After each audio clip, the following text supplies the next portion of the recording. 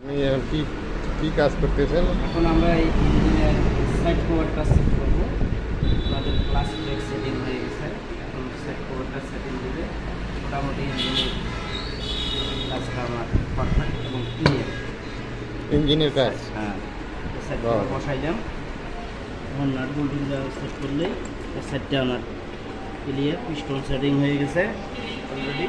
কাকু আসলে দর্শক যদি আপনাকে জানতে চায় যে ইঞ্জিন আপনি যে কাজটা করলেন, রিং পিস্টনে যে কাজটা করলেন, এই কাজটা আপনি এইভাবে করা ভালো নাকি আপনার শুধু পিস্টনের কাজটা করলে ভালো? কোনটা ভালো হয়? না, এই ডাইরেক্টের পিস্টনটা মাইর খাইছে মোবিল খারাপ চালার কারণে, এবং হয়তো বা 2 নম্বর মোবিল ঢুকছে বা মোবিল সমস্যার কারণে পিস্টনটা মার খাইছে। খাওয়ার কারণে মোবিল খাইতো, মোবিল যাওয়ার কারণে এখন মোবিল যেহেতু খাইতো, এখন ক্লাস প্লেটটা অলরেডি বসে গেছে। আচ্ছা আচ্ছা। যার জন্য ক্লাস প্লেটটা চেঞ্জ করে না গেলে, টাইম ইঞ্জিন তো অনেক সাউন্ড করছে, টাইম ইঞ্জিন সহ চেঞ্জ করে দিলাম। টাইম ইঞ্জিন, ক্লাস প্লেট, এখানে তো আপনি পিস্টন সিলিন্ডার আর হেডের ভাল। তাহলে আমার মনে হয় যে আপনার রিং পিস্টনের কাজ এই শুধু ওই মানে লেদের মধ্যে এবং দোকান থেকে এইটা থেকে এটা হচ্ছে পারফেক্ট, এটা সেটিং মাল। ও আচ্ছা আচ্ছা।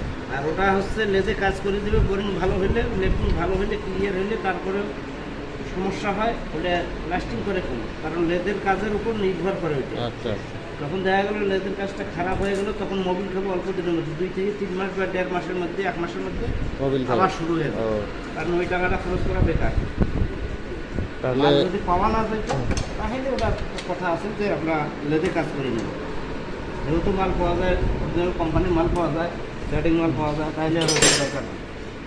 তো আসলে কাকু অনেক দিনের অভিজ্ঞতা থেকে বলতেছে, আপনারা যদি এইরকম সমস্যার মধ্যে পড়েন, গাড়ি যদি আপনার রিং পিস্টন যায়, তাহলে আপনারা এইভাবে কাজটা করবেন। আশা করা যায় অনেক অনেক লাভবান হবেন এবং আপনার যে টাকা, পরিশ্রমের টাকাটা আপনার অযথা যাবে না। তো কাকু এই কাজটা যদি সুন্দরভাবে চালানো যায়, তাতে কত হাজার কিলোমিটার চালানো যেতে পারে? চলে 75,000 চালায়, 70,000, তবে সব কিছুই নির্ভর করে মেনটেন্যান্সের উপরে। এটা হচ্ছে মোবিল মেনটেন্যান্স। হ্যাঁ, 1000 কিলো সুগার 40 এবং ডিটিএসআইকে 15 কিলো পর্যন্ত চালা যায়। আচ্ছা।